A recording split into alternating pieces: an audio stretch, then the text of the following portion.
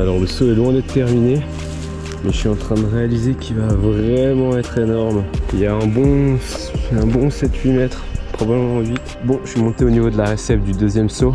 Et là, ce que je vais essayer de faire, c'est prendre appui dans le virage relevé et voir comment j'arrive à prendre le saut juste derrière.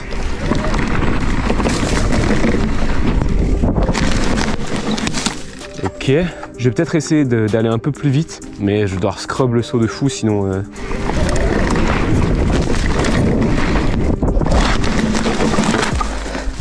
Direct là, c'est un peu plus chaud, mais j'ai quand même réussi.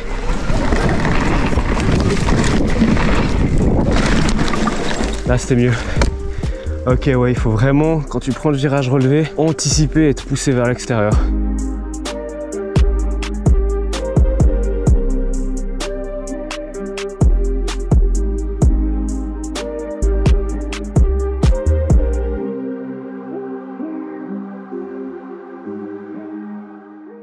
C'est parti pour se mettre quelques essais sur la piste en totale détente.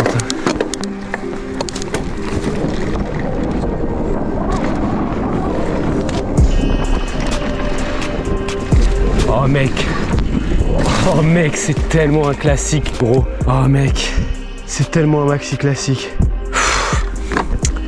J'en ai les larmes aux yeux. C'est quoi ce poulet? Aïe. Je me suis envoyé les pédales. Je suis une grosse merde. Je me suis envoyé la pédale, la pire que j'avais dans mon garage, dans le talon d'Achille. On est à la limite d'une rupture du talon d'Achille là. Je disais, elle envoie juste trop bien. C'est parti, hein, deuxième tentative, j'ai envie de vous dire. Je vais essayer de teaser un peu plus. Je vous promets rien avec le big vélo électrique.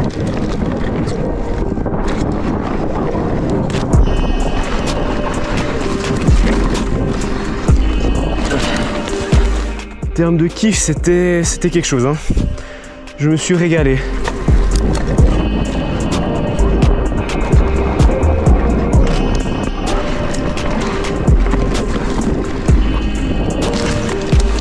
Putain, ce kick, quand je vais faire autre chose que le scrubber, ça va être dangereux, hein, parce que je l'ai mesuré. Là où je veux poser la réception, ça fait 8 mètres.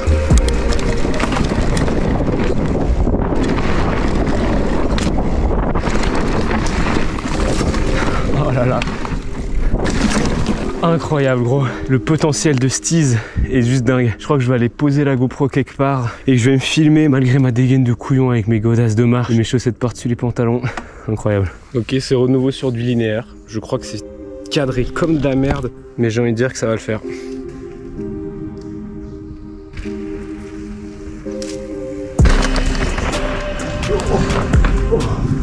J'ai failli me chier.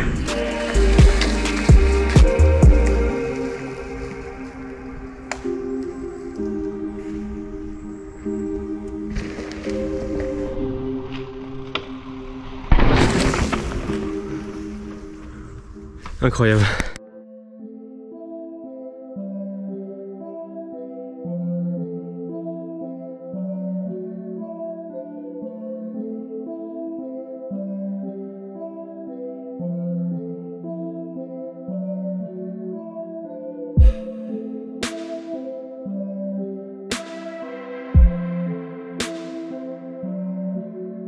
Voici l'avancement de la récep. Bien freeride. Je vais pas vous mentir que le but c'est pas de faire un truc qui du point de vue de l'esthétisme rentre dans les normes bike park, mais plus un truc très naturel, très passe-partout. Et là je crois qu'on est en plein dedans. J'ai essayé, je sais pas si on voit, faire un case pad. Genre là c'est un peu plus plat.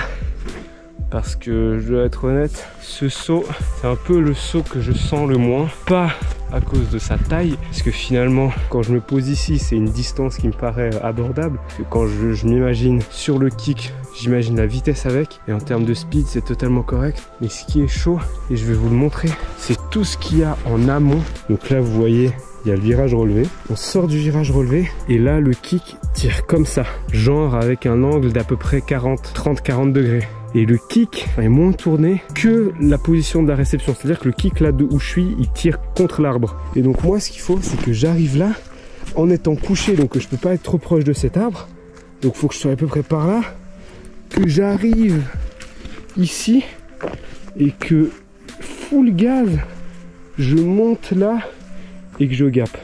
Donc déjà on voit que à gauche c'est beaucoup trop gros, il y a beaucoup trop de marge à gauche, donc il faudrait limite qu'à droite j'élargisse, ou alors qu'à gauche je fasse monter un petit peu pour que ça pousse le seau vers la droite comme ça, et là ça serait plus abordable. Mais pour l'instant là, je vais pas vous mentir qu'il me fait un petit peu peur, et que les seules fois où j'ai réussi à bien me mettre dans la trajectoire, c'est quand je vais super lentement, en étant vraiment en carvant sur le kick. Donc j'ai peur d'avoir fait un mauvais move, mais normalement je sors pas la vidéo sans l'avoir sauté, donc vous allez me voir le sauter. Donc j'ai dû trouver une solution forcément.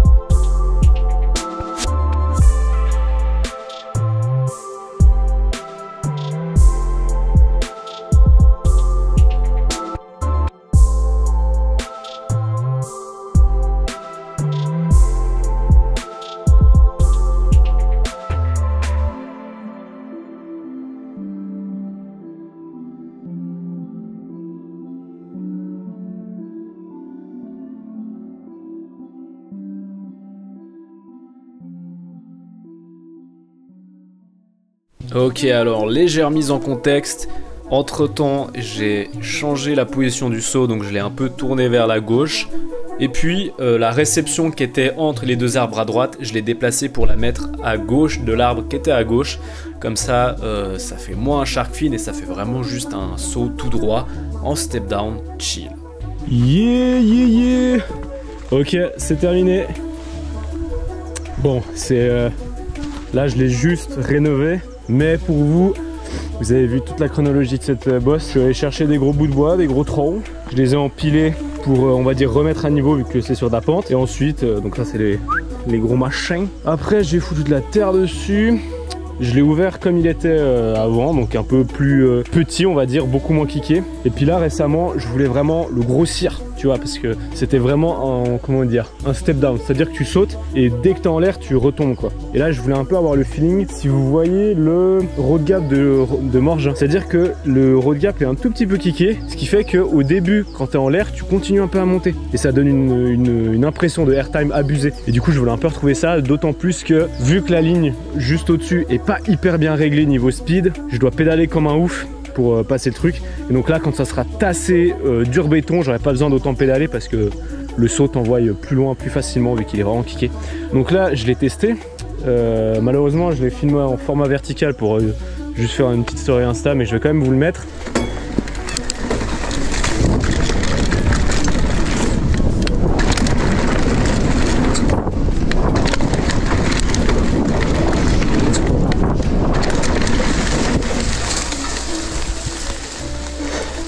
Ça passe nickel, faut quand même que je relance parce que comme j'ai dit en haut, c'est mal réglé. Et je pense ce que je vais faire, c'est que le premier saut, je vais le raccourcir pour qu'on puisse vraiment le chiller. Parce que c'est vraiment un peu le saut chiant de la piste. Parce que niveau speed, c'est entre 3 et 5 coups de pédale, tu sais jamais, t'es à l'aveugle de ouf.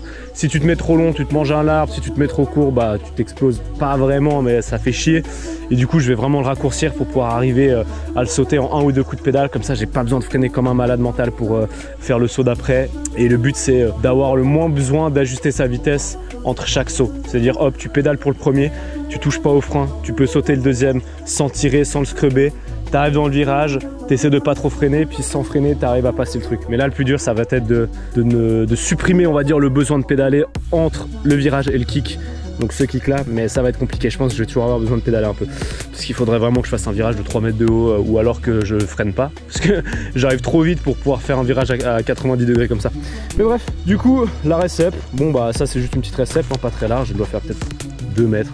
de large, mais entre 1,5 m et 2 m. Mais voilà, du coup, comme j'ai dit avant, je vais monter et je vais finir la recette de l'autre seau en la montant un peu. Je vais essayer de choper des bouts de bois pour ça. Donc c'est parti.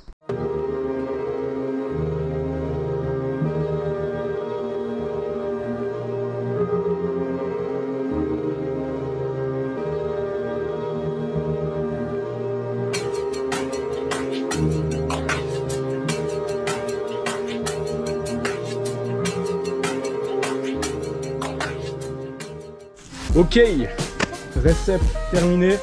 Je sais pas si on peut appeler ça terminé, mais en gros c'est réussi à faire ce que je voulais faire, c'est-à-dire rehausser la recette pour raccourcir le saut. Et normalement, si tout va bien, ça devrait me donner la bonne vitesse pour sauter la suite.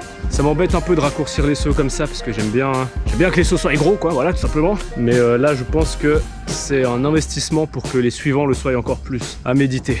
Voilà, la recette avant, elle s'arrêtait par là, je pense, si j'estime le truc. Je l'avais déjà rehaussé de genre 50 cm il y a quelques mois, mais là, je l'ai encore plus rehaussé, mon pote. J'ai rajouté, on va voir. Ouais, à peu près 1 m 40. Entre 1 m et 1 m 40. C'est une très très grande estimation là, que je propose. Mais voilà, du coup, je pense que ça va aller pas mal. Je me rajoute de la tester. Et puis là, je vais un peu gamberger pour réfléchir à qu'est-ce que je peux faire. Mais grosso modo, là, je suis pas trop du genre à rénover des... Attends, je suis en train de faire fissure là.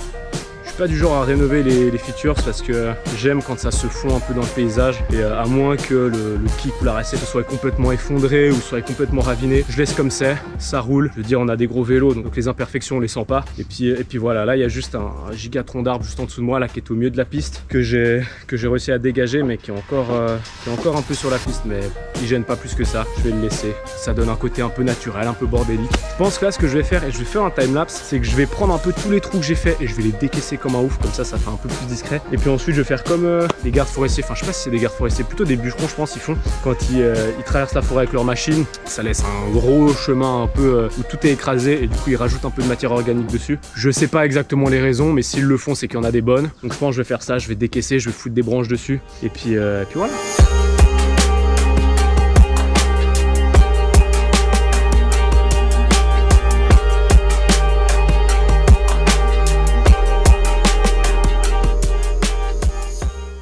De quel trou vous parlez? Attendez, il a jamais existé? Vous êtes complètement skis.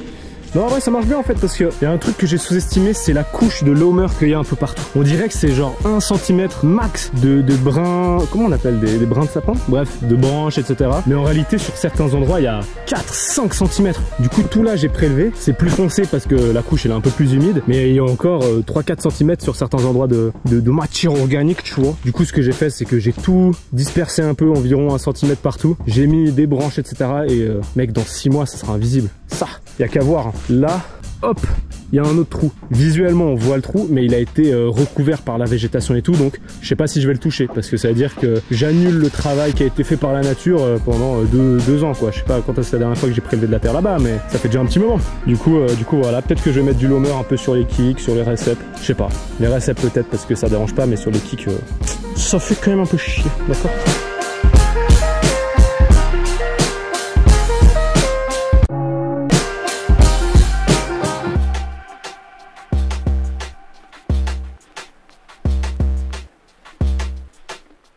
Oh là là, je suis cuit.